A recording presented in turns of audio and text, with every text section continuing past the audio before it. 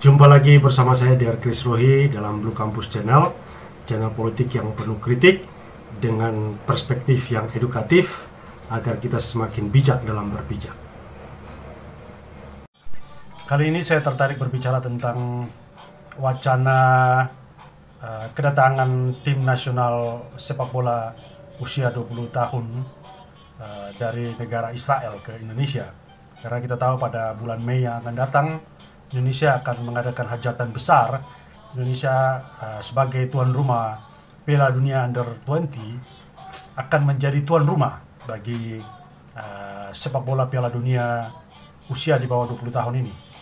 Nah, dari segi persiapan, dari segi panitia, Indonesia sudah sangat siap untuk menggelar hajatan besar ini. Cuma ada persoalan berkaitan dengan khusus timnas Israel ini. Kenapa jadi masalah? Karena kita tahu yang pertama, bangsa Indonesia atau negara Indonesia ini belum memiliki hubungan diplomatik dengan Israel. Ini bukan karena Israelnya yang tidak mau mengadakan hubungan diplomatik, tapi negara kita sejak lama memang tidak ingin mengadakan atau melakukan hubungan diplomatik dengan Israel karena alasan bahwa Israel belum sampai saat ini mengakui kedaulatan atau kemerdekaan Palestina.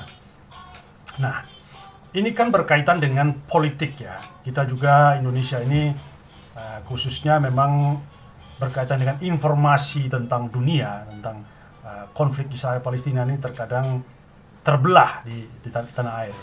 Kebanyakan rakyat kita, terutama karena kita mayoritas Muslim, memang menganggap bahwa Israel ini yang salah ya. Itu debatable. Saya banyak belajar juga karena saya lulusan hubungan internasional, Fakultas Ilmu Sosial dan Ilmu Politik ya, Budi Luhur. Sehingga saya banyak mempelajari tentang konflik Israel Palestina ini dari dulu hingga sekarang ya. Berkaitan dengan politik, berkaitan dengan agama, sejarah, budaya dan sebagainya. Sehingga ya saya tidak mau berkomentar banyak tentang itu, tapi saya berada pada posisi tengah ya, karena ini pure konflik politik ya, sengketa tanah, bukan persoalan agama. Sehingga saya, kesimpulan kecil saya saja, seharusnya Indonesia tidak masuk dalam konflik ini berkaitan dengan keputusan untuk menolak Israel, karena kita tidak punya landasan kuat untuk memihak kepada Palestina dan memusuhi Israel. Apalagi kalau kita ketahui bahwa politik luar negeri kita adalah politik yang bebas dan aktif. Bahkan kita adalah negara pelopor, negara non-blok ya. Artinya tidak memihak kepada pihak manapun. Kita justru ikut berpartisipasi dalam perdamaian dunia. Sehingga apapun alasannya bagi saya, kita harus konsisten dengan politik luar negeri kita yang bebas aktif itu ya. Sehingga kita punya posisi yang harusnya netral. Karena ini bukan persoalan Islam dan Yahudi, ya, tapi ini persoalan sengketa tanah. Itu berkaitan dengan sejarah, berkaitan dengan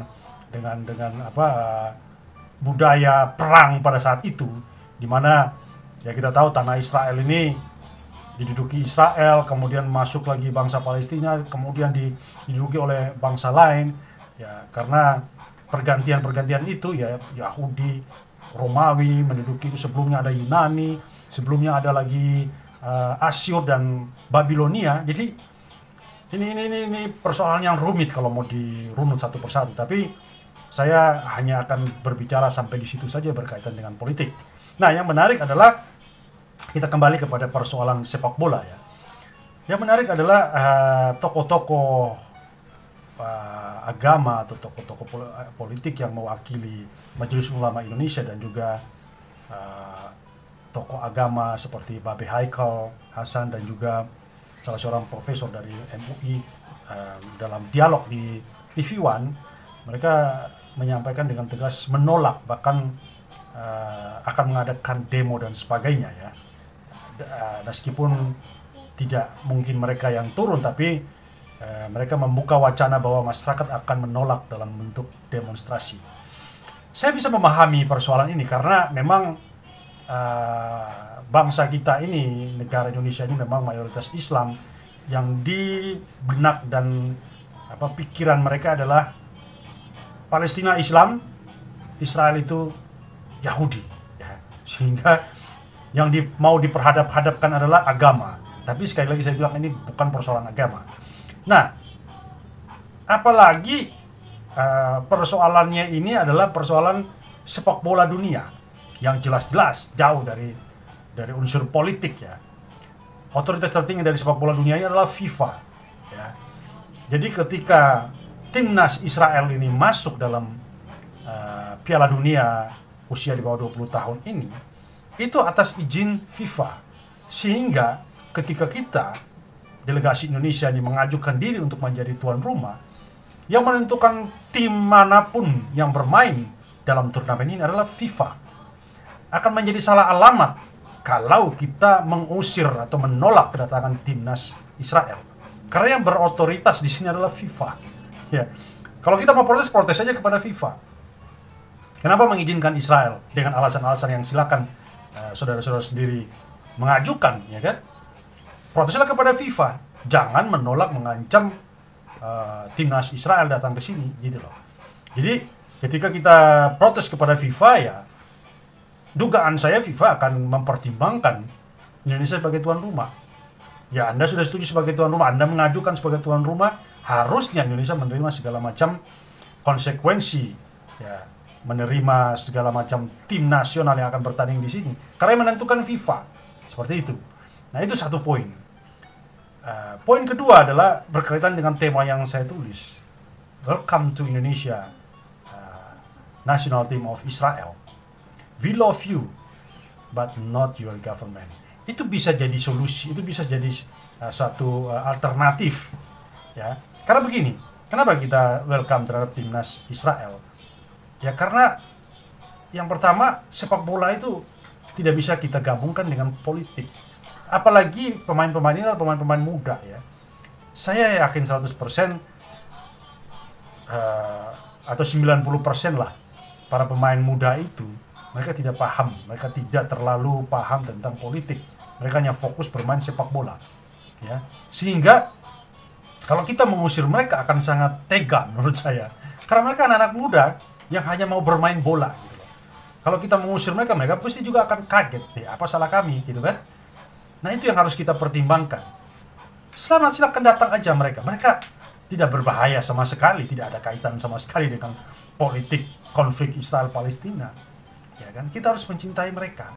Justru jika kita menerima mereka dengan baik, ya, dengan penuh cinta kasih, mereka akan senang. Tentunya mereka akan senang. Ya, tapi mereka juga pasti akan membaca bahwa bangsa Indonesia menerima kami as a national team. Tapi ada kata-kata terakhir, we love you but not your government.